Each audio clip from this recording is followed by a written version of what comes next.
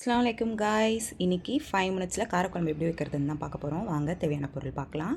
பூண்டு, வெங்காயம், தக்காளி, முருங்கைக்காய், உருளைக்கிழங்கு, கத்திரிக்காய், கருவேப்பிலை, பச்சை மிளகாய், எண்ணெய், மிளகாத்தூள், புளித்தண்ணி, உப்பு. அவ்வளோதான் காய்ஸ். வாங்க வீடியோக்குள்ளே போகலாம். கடாயை வச்சு நல்லா ஹீட் பண்ணிக்கலாம். கடாய் நல்லா ஹீட் ஆனதும் அதில் எண்ணெய் ஊற்றிக்கலாம். நல்ல எண்ணெயில் செஞ்சால் நல்லாயிருக்கும்னு சொல்லுவாங்க. ஆனால் நான் மோஸ்ட்லி கல்யாணம் ஆனதுலேருந்தே தேங்காய் எண்ணெயில் தான் சமைக்கிறேன். அதனால நான் தேங்காய் எண்ணெய் ஊற்றிக்கிறேன். கொஞ்சம் நிறையவே போட்டுக்கலாம், அப்போ இன்னும் நல்லா இருக்கும். இப்போது எண்ணெய் சூடானதும் கடுகு போட்டுக்கலாம். கடுகு போட்டு நல்லா பொரிஞ்சோடனே கொஞ்சம் வெந்தயம், ஒரு 1/4 ஸ்பூனுக்கு கொஞ்சம் கூடி வெந்தயம் போட்டுக்கலாம். நீங்கள் கசக்குன்னு நினைக்காதீங்க, நல்லாயிருக்கும். வெந்தயம் கொஞ்சம் போட்டுக்கலாம். வெந்தயம் போட்டோன்னே பொரிஞ்சோடனே நம்ம எடுத்து வச்சுருக்க பூண்டு, கருவேப்பிலை, பச்சை மிளகாய் அதையும் சேர்த்துக்கலாம். பூண்டு நீங்கள் காரக்குழம்புக்கு பூண்டும் எண்ணெயும் கொஞ்சம் நிறைய விட்டு செஞ்சிங்கன்னா சூப்பராக இருக்கும். பூண்டும் எண்ணெயும் நம்ம கொஞ்சம் நிறையவே போட்டுக்கலாம். அதை போட்டு நல்லா வதக்கின உடனே நான் வெங்காயம் நீல வாக்கில் அரிஞ்சு வச்சுருக்கேன்.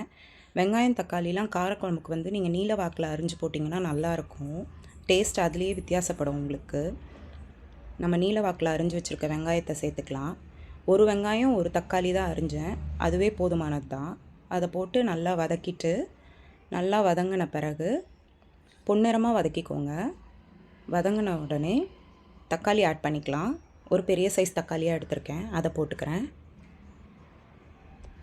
தக்காளி போட்டோடனே அதில் உப்பு போட்டால் கொஞ்சம் வதங்குன்னு சொல்லுவாங்க, அதனால் நான் கொஞ்சம் உப்பு போட்டுக்கிறேன். உப்பு போட்டு ஒரு 2 மினிட்ஸ் வதக்கி விட்டோன்னே நல்லா குழஞ்சி கிடச்சிருச்சு, நமக்கு எண்ணெய் பிரிஞ்சு வந்துருச்சு.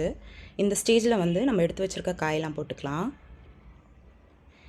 நான் எடுத்து வச்சுருக்க காயில் தான் செய்யணும்னு இல்லை, இதில் நீங்கள் வெண்டைக்காய், கொத்தவரங்காய், நிறைய காய் இருக்குது, அதெல்லாம் போட்டு செஞ்சிங்கன்னா கூட சூப்பராக இருக்கும். இந்த காய் தான் போடணும்னு இல்லை, எந்த காய் இருக்கோ அந்த காய் போட்டு நம்ம செஞ்சுக்கலாம்.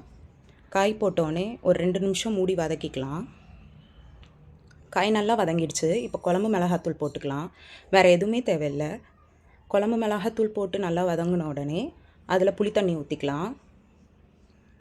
நான் 3 ஸ்பூன் குழம்பு மிளகாத்தூள் போட்டிருக்கேன். புளித்தண்ணி நல்லா கொதித்த உடனே நம்ம ஒரு 1/2 லிட்டர் தண்ணி ஊற்றிக்கலாம்.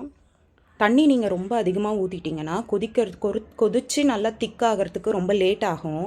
அதனால் பாதி தண்ணி ஊற்றினோடனே ஒரு 10 மினிட்ஸில் நல்லா கொதித்து எண்ணெய் பிரிஞ்சு வந்துடும். அவ்வளோதான் காய்ஸ், நம்மளோட காரக்குழம்பு ரெடி. நீங்களும் வீட்டில் செஞ்சு பார்த்துட்டு எப்படி இருக்குன்னு சொல்லுங்கள். Like and share, support for me guys. Hanas உலகம், good food, good mood. Thank you.